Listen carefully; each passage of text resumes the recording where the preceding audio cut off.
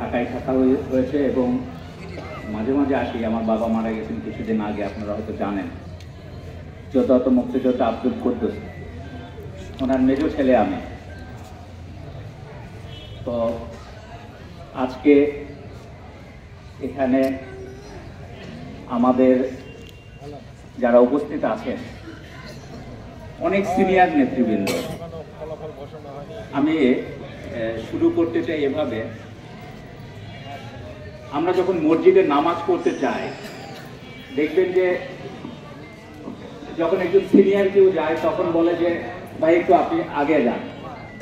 তারপর যখন আরেকজন বলে ভাই আপনি আরেকটু আগে যান। এবার সাইড দিতে দিতে একদম দেখেন যে মসজিদের সামনের কাতারে যখন আমরা চলে যাই, যাওয়ার পরে যখন ইমাম সাহেব বলে নামাজটা আপনি পড়েন, তখন কি হয়? ভিতরে কেঁপে ওঠে না? মানে একটা আলাদা আসে না? সতর্ক করে ভিতরে কাঁপেন, পড়াইতে পারবো কিনা, নেতৃত্ব দিতে পারবো কিনা।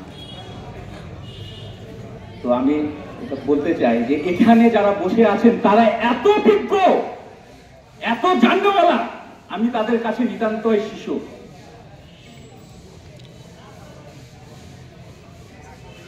তো এই কারণে এখানে তাদের কাছে আমার বক্তৃতাটা খুব নগণ্য, আমি তেমন কিছু বলতে চাই না। এখানে আমার অনেক সিনিয়র বিএনপির এখানে দুইবারের আহ্বায়ক আমাদের নান্নু ভাই আছেন, এখানে ভিডিও করতে বলেছেন যুব দল, স্বেচ্ছাসেবক দল, তারপর আছে আপনাদের ছাত্র দল এবং মহিলা দল এবং আমাদের শ্রমিক দল, অঙ্গ সংগঠনের সকল দলের নেতাকর্মীরা এখানে উপস্থিত আছেন।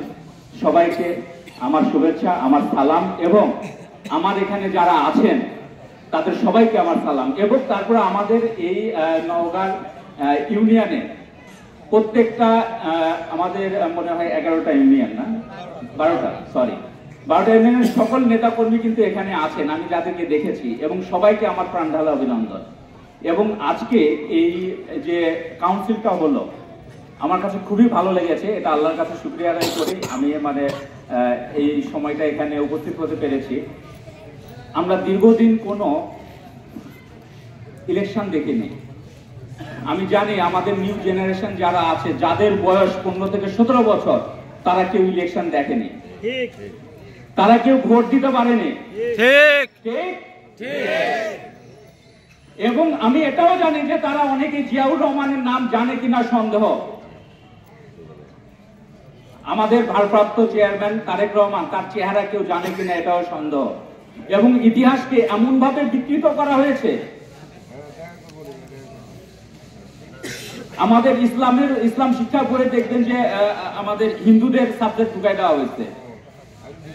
সমাজটাকে কিভাবে নষ্ট করা হচ্ছে।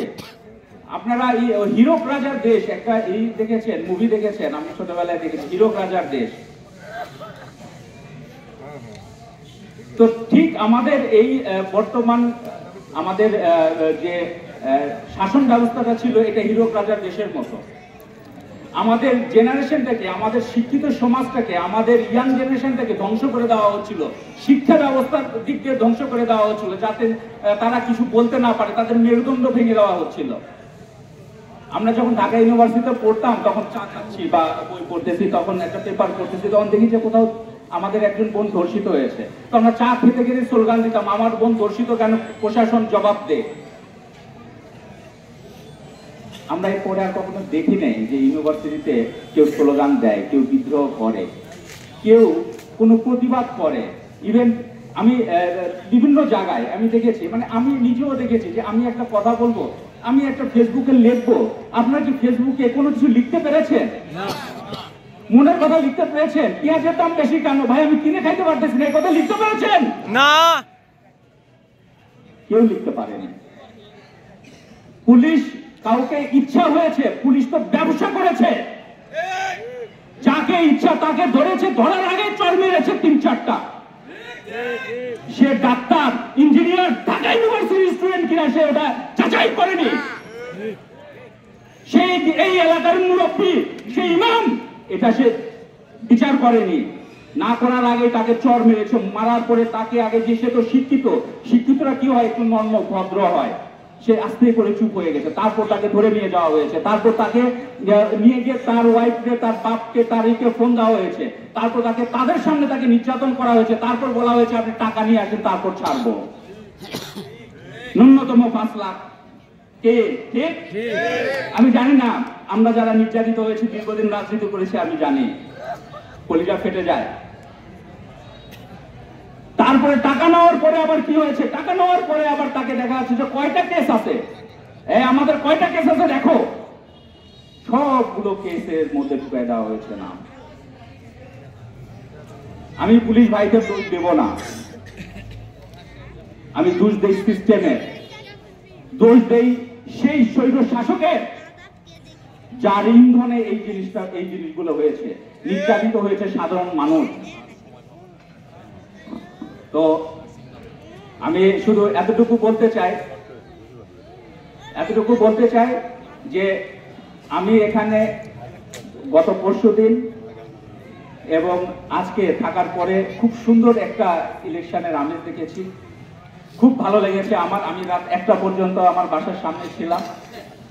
তো আমি এতটুকু বলতে চাই, যারা আমাদের এখানে নেতৃবৃন্দ আছেন, আমাদের সবাই তো জয়ী হবে না, কেউ জিতবে কেউ হারবে, কিন্তু আমরা একই দলে একই সাথে রাজনীতি করতে চাই, রাজনীতি করব আগামী দিনে ইনশাল্লাহ।